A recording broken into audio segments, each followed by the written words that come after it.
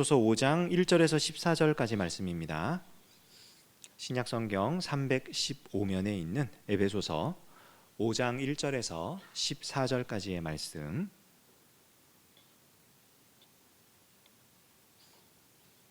평소처럼 우리 한 목소리로 1절부터 14절까지 함께 읽도록 하겠습니다. 읽습니다.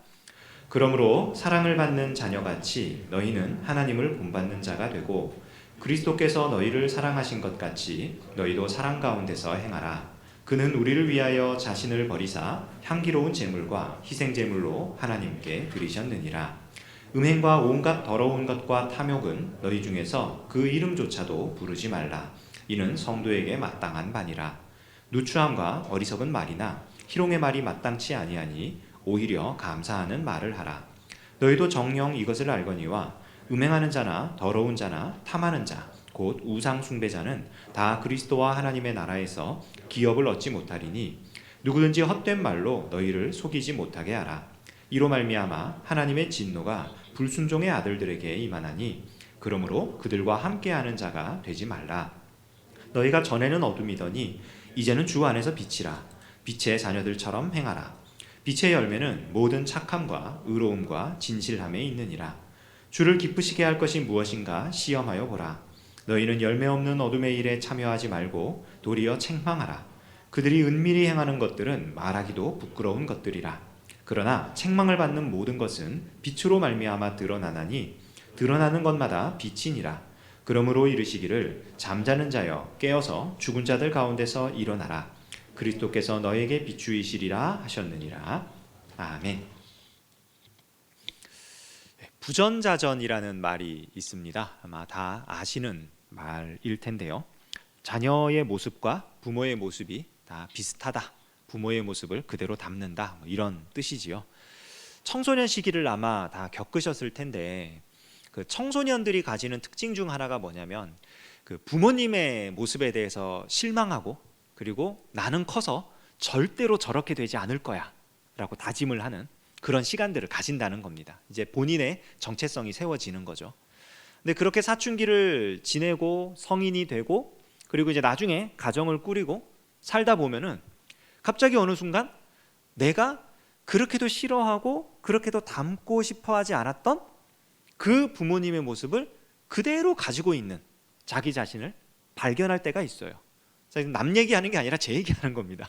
저도 뭐 부모님과 이렇게 뭐 아버지 어머니 이렇게 뭐 이 부분은 정말 닮고 싶다 하는 부분도 있지만 이거는 절대로 닮고 싶지 않다 이런 부분도 분명히 있거든요. 그런데 가족끼리 모여서 대화를 하다 보면 특히 이제 며느리들이죠. 제 아내와 형수님과 얘기를 하다 보면은 각자의 그 남편들, 저와 제 형님의 모습 속에서 저희 부모님의 모습을 이야기할 때가 굉장히 많아요. 닮아 버린 거예요. 이미 나도 모르게. 왜 그러냐면 그게 어린 시절 내가 받았던 사랑의 모습이기 때문이에요. 정말 슬픈 얘기 중 하나인데 그 어린 시절에 부모로부터 이제 뭐 구타, 폭력 이런 거를 당하고 자란 사람일수록 나중에 본인이 가장이 되고 그런 가정을 꾸렸을 때 자녀에게 그 폭력을 대물림하는 경우가 많다고 합니다. 실제적으로. 근데 그 이유가 뭐냐면 그게 그 사람이 받은 사랑이기 때문이에요. 내가 받은 사랑의 모습이 그렇기 때문에 받은 사랑 그대로 보여주는 거죠. 우리가 교회로 부르심을 받았다. 예수 그리스도의 몸으로 부르심을 받았다. 라고 하는 것은 기능적인 면에서는 이 그리스도의 비밀을 다른 사람들에게 알려주는 그런 복음 전파의 통로로 부르심을 받았다는 것이지만 관계적인 면에서 봤을 때 이것은 하나님의 자녀로 부르심을 받았다는 말과 같습니다. 그러니까 하나님이 우리의 아버지가 되셨다. 부모님이 되셨다. 그러니까 우리가 하나님의 자녀로서 이 하나님을 닮은 모양으로 살아가는 게 당연한 것이 되는 거예요. 그래서 우리 읽었던 이 5장 1절에서는 그러므로 사랑을 받는 자녀같이 너희는 하나님을 본받는 자가 되어라 이렇게 얘기를 하는 겁니다. 이 본받는 자 이게 그냥 단순히 이렇게 어떤 좋은 모습을 보고 그걸 흉내내는 그런 게 아니고 모방자가 되라는 거예요. 우리 그런 거 있잖아요. 명품이 있으면은 그 명품을 정말 기가 막히게 흉내낸 그 짭이라고 부르죠. 요즘에는 그런 짝퉁들이 있는데 이미테이터라는 게 이 모방자라는 게 사실 그런 거거든요. 그러니까 그냥 정말 허접하게 아주 퀄리티 차이 나게 이렇게 흉내내는 게 아니라 요즘 표현이죠. 찐인지 짭인지 구별이 안 될 정도로 그렇게 똑같이 닮아가는 그런 모습. 그러니까 하나님을 그렇게 닮아가라는 거예요. 왜냐하면 사랑을 받는 자녀같이 우리가 그 하나님의 사랑을 받는 자녀이기 때문에 부전자전의 모양대로 하나님을 닮아가라. 그런데 우리가 하나님을 어떻게 닮습니까? 하나님은 어떻게 생겼고 하나님은 어떤 분이십니까? 그거를 가장 정확하게 가장 잘 보여주신 분이 성육신하신 예수님이시죠. 그래서 2절에는 그리스도께서 너희를 사랑하신 것 같이 너희도 사랑 가운데서 행하라. 그러니까 우리가 본받아야 할 사랑의 모습을 그리스도를 따르는 모습으로 제시하는 거예요. 이게 우리가 실제적으로 하나님을 닮아갈 수 있는 유일한 모습입니다. 예수님이 우리에게 보여주신 모습. 근데 그 보여주신 모습이 뭡니까? 그는 우리를 위하여 자신을 버리사 향기로운 제물과 희생제물로 하나님께 드리셨느니라. 십자가 얘기죠. 예수님이 이 땅에 오셔서 그 십자가의 길을 향해서 묵묵히 걸어가셨던 그 모습대로 우리가 그 예수님의 뒤를 따라 살아가는 게 하나님께서 예수님을 통해 우리에게 보여주신 그 하나님의 사랑을 본받아가는 삶이다. 그렇게 살라는 거예요. 그럼 이게 대체 어떤 삶이냐? 우리 지금 십자가 없잖아요. 그럼 우리가 이 제국에 반대하는 이 나라의 그 이제 반역을 일으키고 그 사형을 당하는 그런 사형수가 되어서 그렇게 생활하는 게 그럼 맞는 것인가? 아니죠. 예수님이 죄가 있어서 사형을 선고받은 게 아니니까요.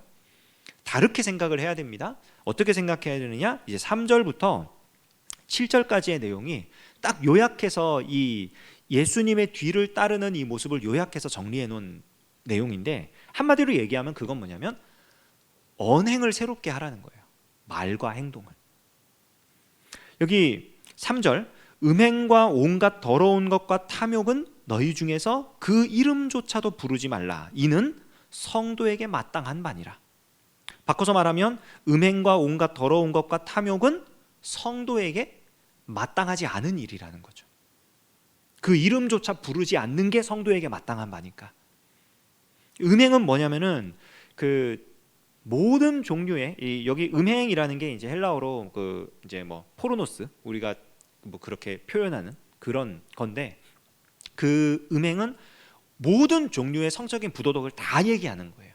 어떤 구체적인 하나의 범죄를 얘기하는 게 아니라 그냥 성적으로 부도덕한 모든 것들이에요. 그걸 통틀어서 그냥 음행이라고 표현을 합니다.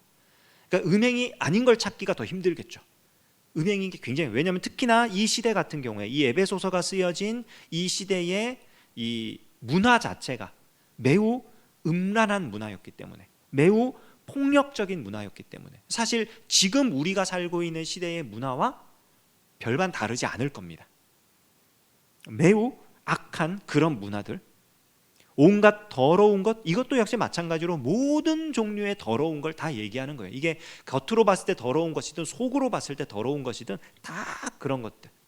참 신기한 게 뭐냐면 이렇게 뭐 그런 골목이나 이런 데를 요즘에는 좀 찾아보기가 어려워서 이제 좀 어려운데, 예전에는 그런 골목들이 항상 근처에 있었어요. 그러니까 집중적으로 이제 술과 그런 이제 여자와 이런 거를 파는 그런 곳과 또 점 보고 굿하고 하는 그런 곳이 거의 근처에 이렇게 붙어 있었거든요.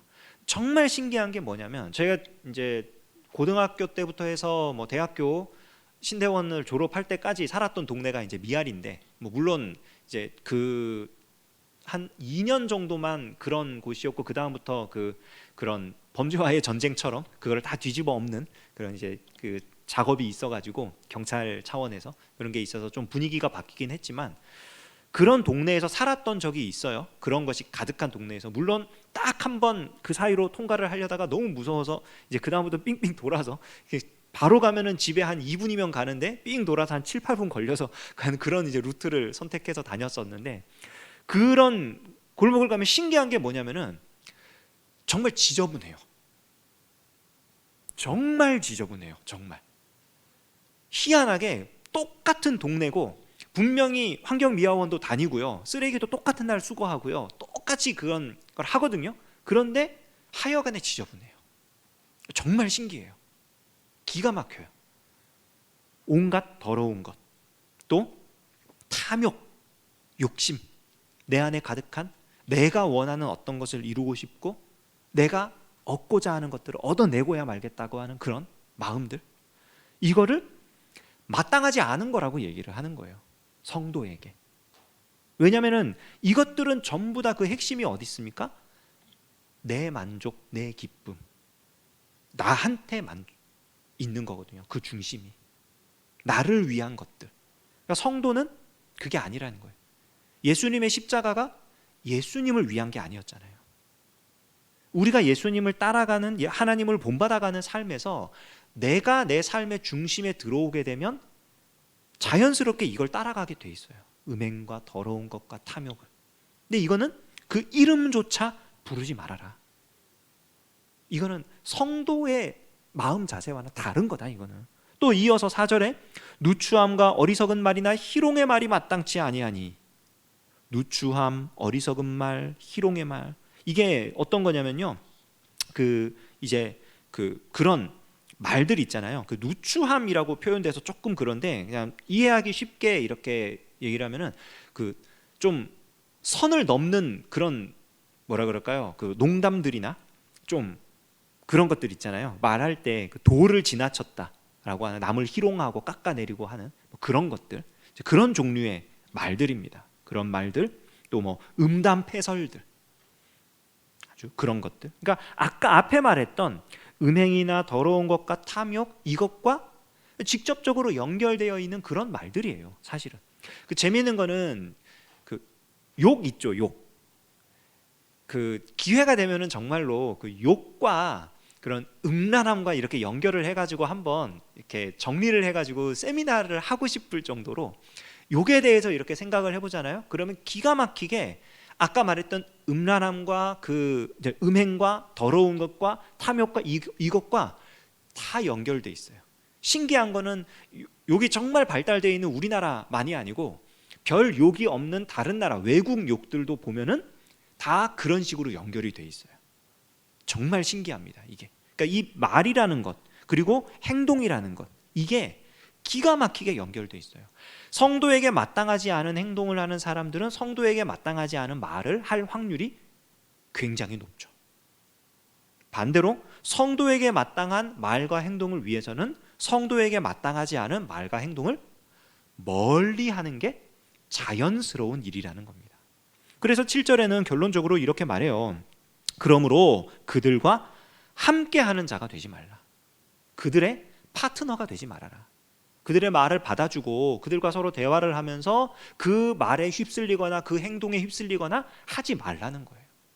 구별되어라. 그들과 똑같이 살지 말아라. 똑같이 살지 말아라. 제가 그 대학교를 다닐 때 친구 중에 한 명이 그 친구는 목회자도 아니고 아무것도 아닙니다. 일반 대학을 다닐 때 얘기니까요. 제가 신학교를 가기 전에 일반 대학을 다닐 때인데 부모님이 신앙생활을 잘 하시는 분이었어요.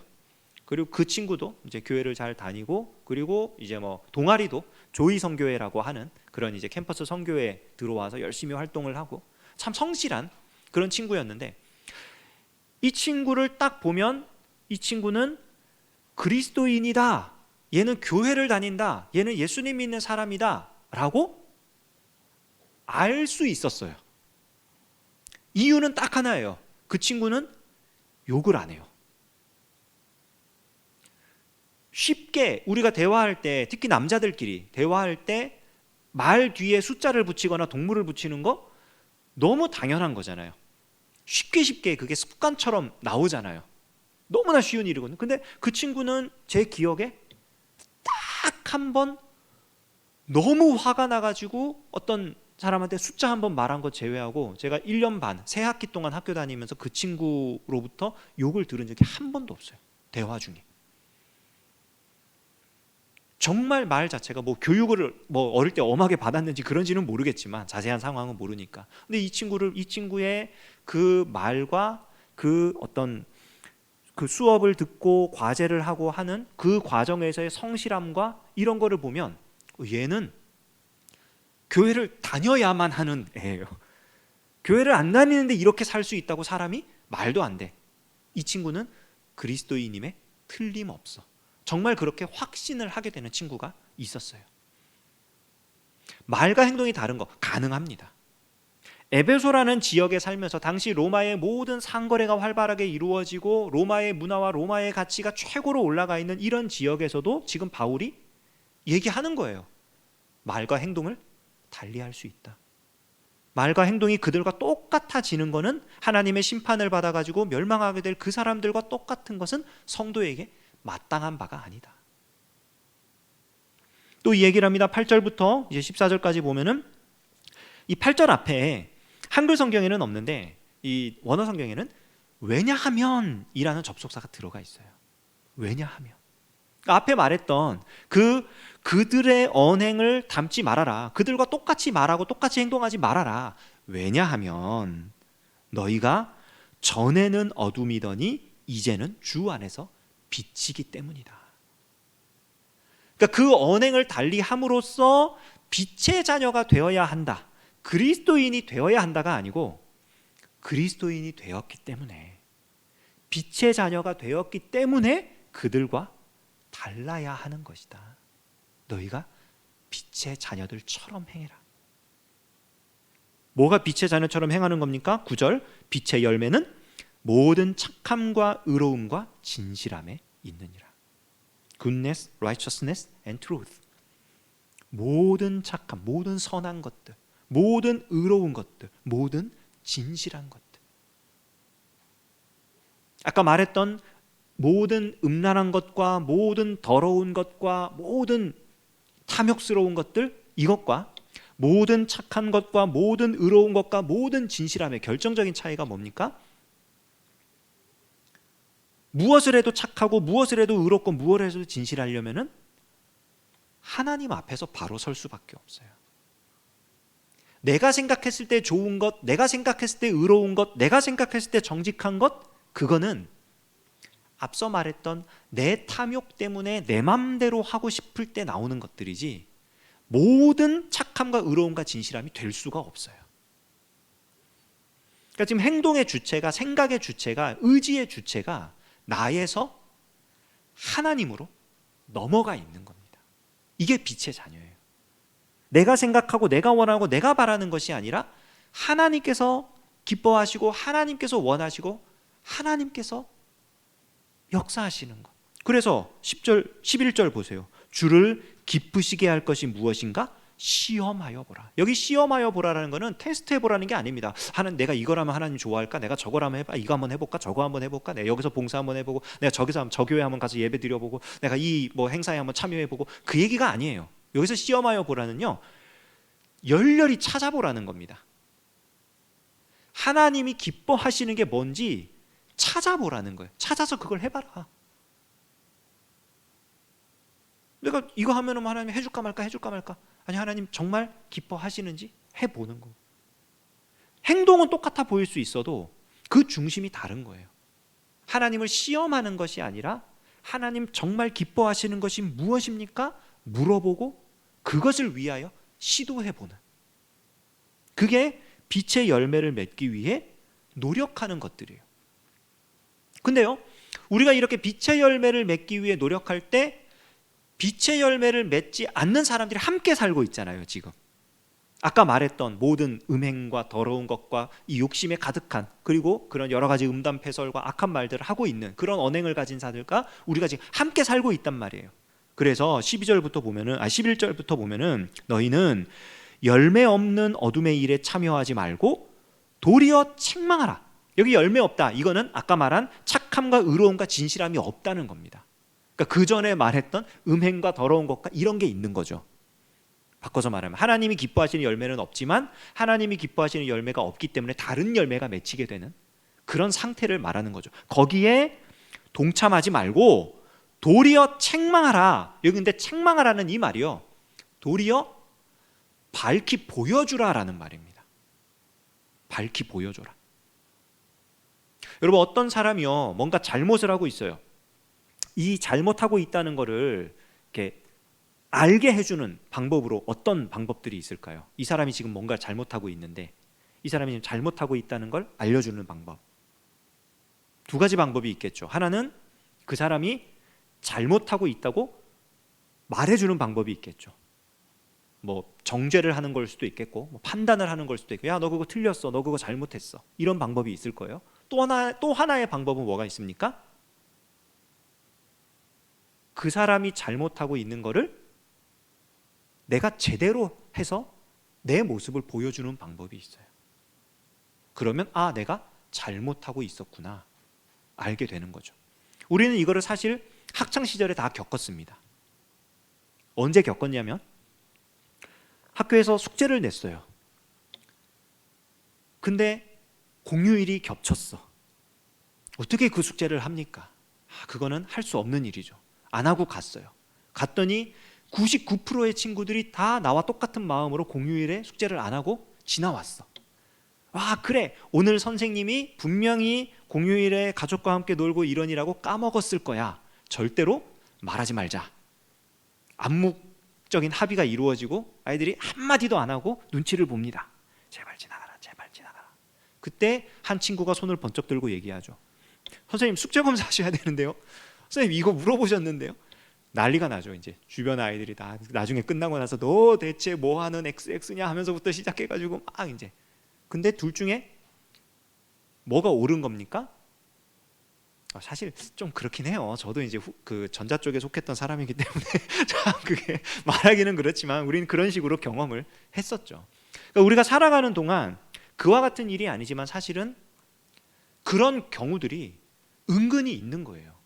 분명히 내 옆에 사람들, 나와 함께 지내고 있는 사람들 그냥 살아가요. 그냥 말을 해요. 그냥 행동을 해요. 그런데 이게 성경에 비춰봤을 때 옳은 말이 아니래요. 옳은 행동이 아니래요. 어떻게 해야 되는 거예요, 대체? 그때 성경은 지금 이 에베소서에서 뭐라고 말을 하는 거면은 너는 빛처럼 행해라. 그래서 너의 행동으로 그들이 잘못하고 있다는 것을 스스로 깨우칠 때까지. 그러니까 비난하고 정죄하라는 게 아닙니다. 그들을 비난하고 정죄할 수가 없어요. 왜냐하면 그들은 지금 그게 악하고 심판받아 멸망에 이르게 될 말과 행동이라는 걸 인식하지 못하고 있어요.